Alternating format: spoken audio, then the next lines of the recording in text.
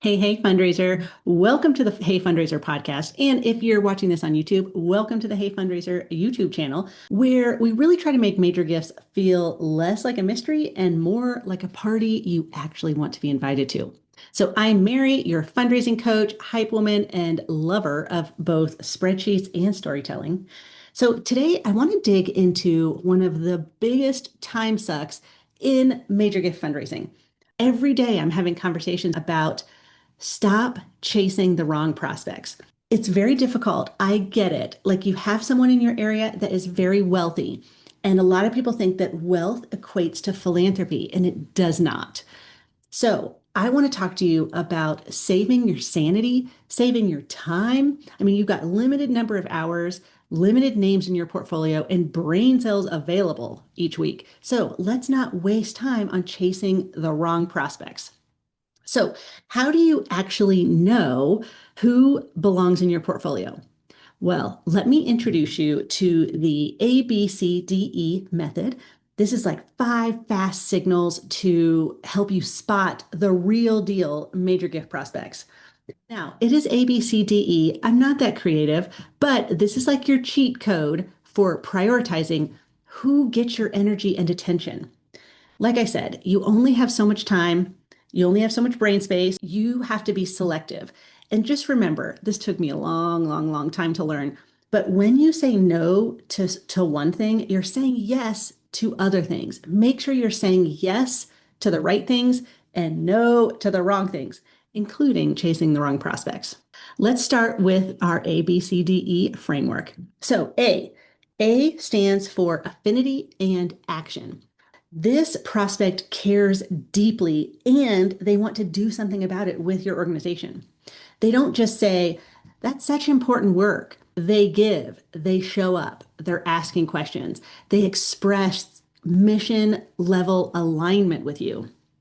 This is how you know someone cares. So if someone's been around forever and they're only giving you $100 a year and never respond to anything, you might have affinity, right? Because they're giving to you every year, and we love that and we appreciate those donors, but there's no action.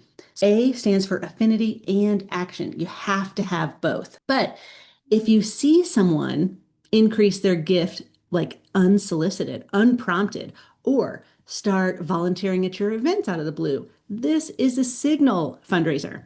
So don't ignore the small spontaneous acts. Those can be the front porch to a major gift conversation. Okay, so let's move on to B.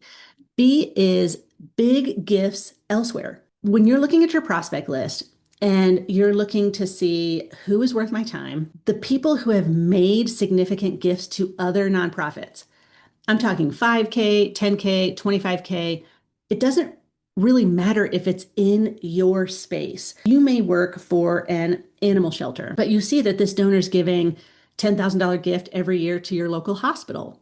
Great. That doesn't matter. What matters is that they give big when they care about something or when they've been engaged.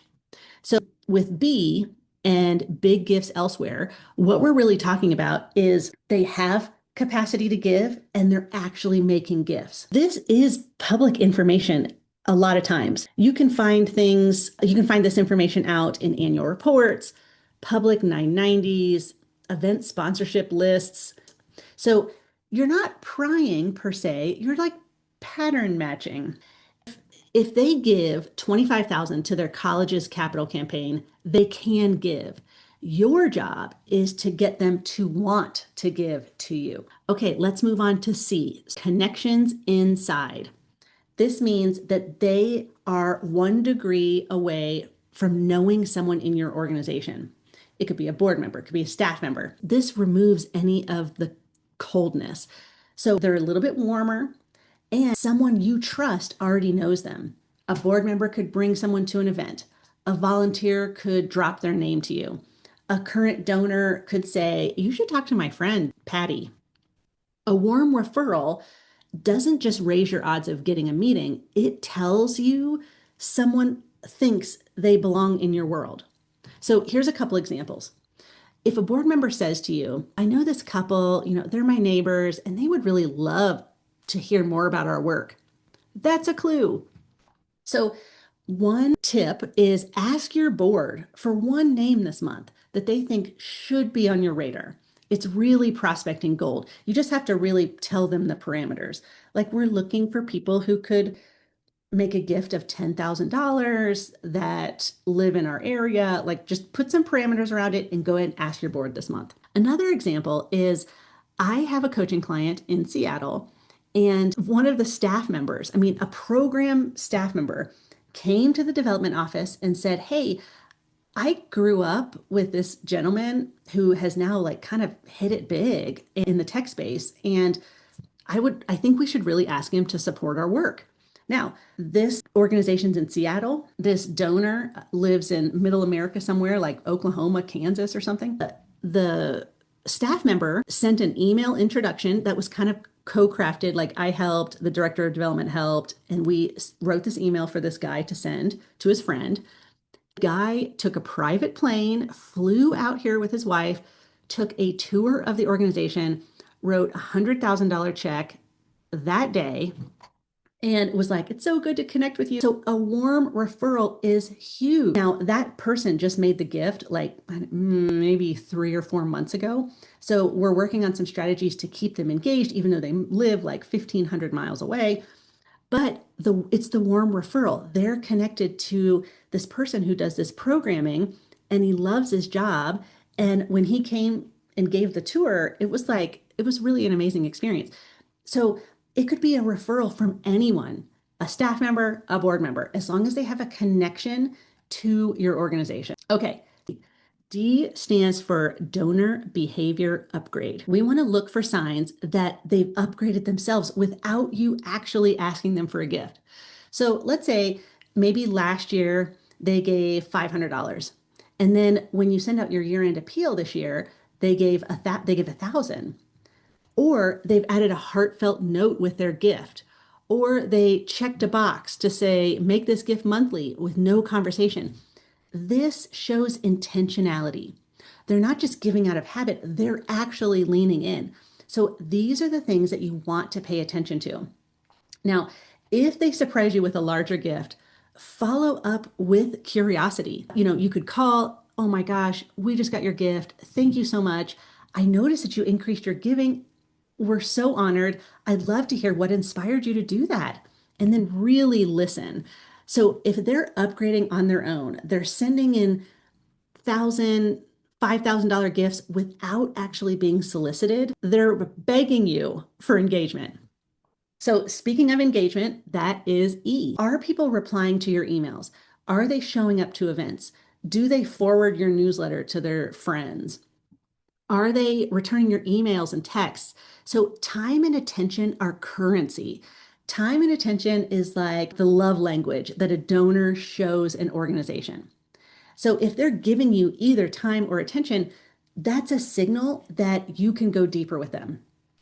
Now, this is especially true for donors who are not yet giving big dollars, but they're starting to show up anyway. It's a sign of readiness. They're just waiting for the right invitation. So, little pro tip, I would track engagement behaviors. I mean, track your clicks, really look at who's replying, who's RSVPing, who's engaging above and beyond just the gift amount. I mean, an increased gift, we all love that. But if people are giving you time and attention and they're being engaged, fundraiser, these are prospects worth spending your time. Okay, so we've gone through the ABCDE framework, but a couple caveats. Just because someone fits ABCDE doesn't mean they're ready for an ask today. So this is about spotting the right people in your portfolio and making sure that you're spending your time, attention, and brain power on the right people. So spotting those people doesn't necessarily mean that they're ready for an ask. Spotting isn't about like rushing to the solicitation. It's really about prioritizing who gets your time to now go into discovery, go into cultivation, and really start to build that relationship.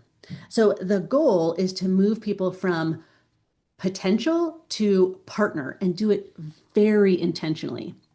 So I would urge you to pull up a list of your current portfolio and use the ABCDE framework to filter your portfolio and your prospecting lists. So it's almost like a qualification shortlist.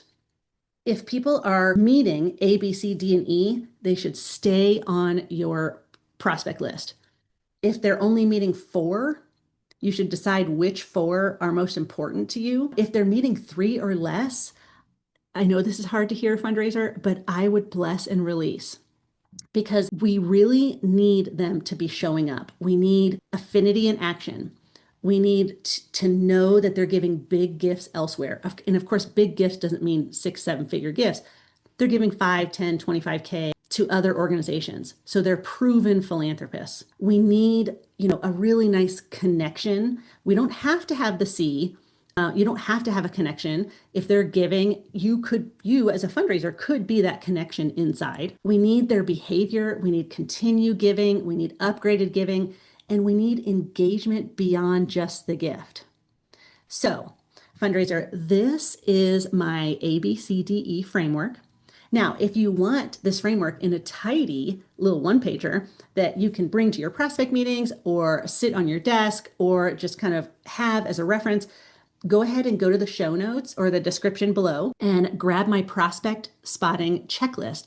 It's going to walk you through the ABCDE plus a couple bonus spotting signals that I didn't cover here.